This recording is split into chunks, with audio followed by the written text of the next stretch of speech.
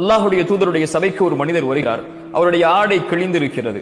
ரசூலுல்லாஹி ஸல்லல்லாஹு அலைஹி வஸல்லம் கேட்டார்கள், தோழரே உனக்கு செல்வம் இல்லையா?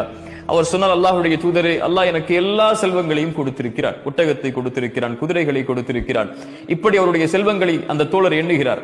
அல்லாஹ்வுடைய தூதர் ஸல்லல்லாஹு அலைஹி வஸல்லம் சொன்னார்கள், தோழரே, அல்லாஹ் உனக்கு செல்வத்தை கொடுத்திருந்தால் அவனுடைய அருளை உங்களுடைய தோற்றம் வாயிலாக நீங்கள் வெளிப்படுத்த வேண்டாமா? சுப்ஹானல்லாஹ்.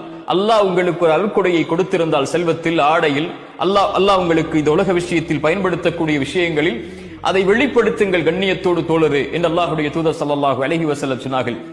அல்லாஹ்வுடைய தூதர் மேலும் சொன்னார்கள், அல்லாஹ் நேசிக்கிறான், அல்லாஹ் விரும்புகிறான் அல்லாஹ்வுடைய அருட்கொடைகளை வெளிப்படுத்தக்கூடிய மக்களை. வ அம்மா பிநிஅமதி ரப்பிக ஃபஹத்திஸ்.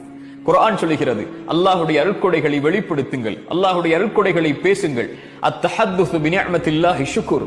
அல்லாஹ்வுடைய அருட்கொடைகளை பேசுவது நன்றி என்று அல்லாஹ்வுடைய தூதர் ஸல்லல்லாஹு அலைஹி வஸல்லம் அவர்கள் சொன்னார்கள்.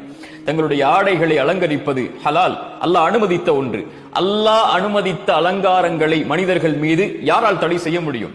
ஒருவர் தன்னுடைய ஆடையை அலங்கரித்துக் கொள்வதோ, தன்னுடைய செருப்பை அலங்கரித்துக் கொள்வதோ, தன்னுடைய வாகனத்தை அலங்கரித்துக் கொள்வதோ, தன்னுடைய வீட்டை அலங்கரித்துக் கொள்வதோ இஸ்ராஃப் இல்லாமல், வீண் விரயம் இல்லாமல், கண்ணியமான முறையில் நன்றி செலுத்தக்கூடிய தன்மையில் செய்தால் அல்லாஹ் ரப்புல் ஆலமீன் அவரை நேசிக்கிறார்.